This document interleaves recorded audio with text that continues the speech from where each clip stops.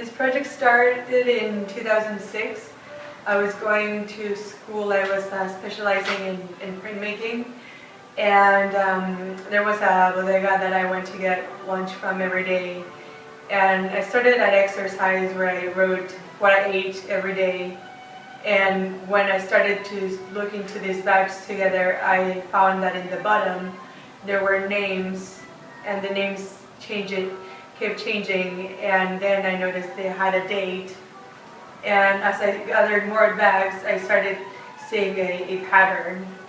And these names, I started finding the same names in different locations, and that's when I started to follow this pattern and according to the different locations where I found them, and thinking almost like baseball cards, like if you already have that name, or it began like a collection of names.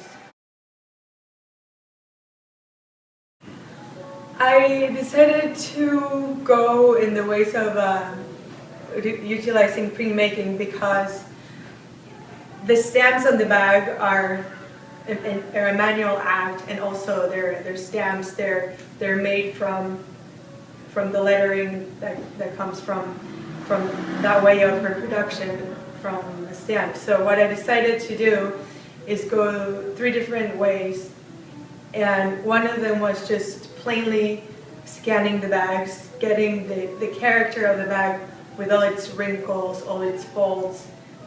And even though with the scanner you see it very flat, you can still get this way of the paper. But then I decided to extract the color because I didn't want to distract the color brown from the papers from what it really mattered, which was focusing on the names, extracting this information that for someone might be familiar, it might be too familiar, and it might become like another layer. So that's why I decided to extract that layer of color and just focus on this timeline. For example, in the timeline, it was impressive and it was very exciting because I didn't know how long this project was going to last. And at the beginning of this collection, I found Juan Garcia.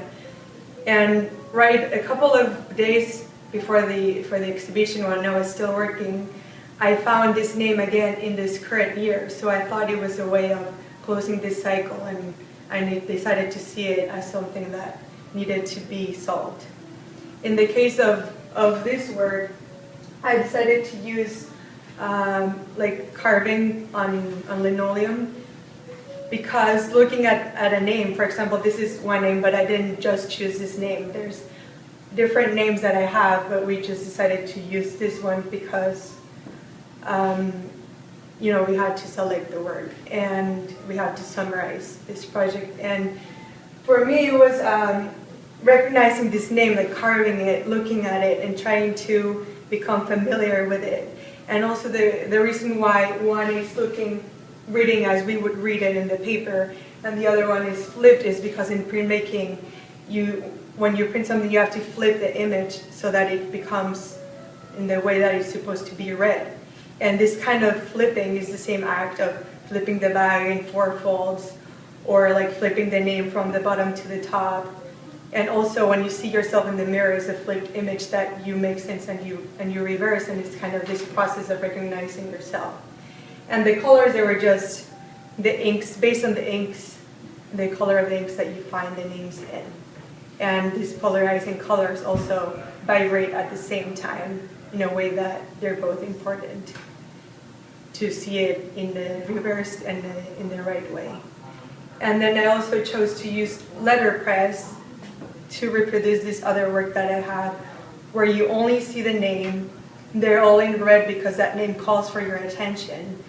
And the folds and all the character of the original bags are removed, and it's only the names that you focus in to start to realize who these people are, or just to just read these names and realize that, you know, it could be their names, your name. You start recognizing other names that you haven't seen before, and they are also very interesting. And all in all, names are just a composition, they're a mathematical configuration, and it's an interesting way to see them.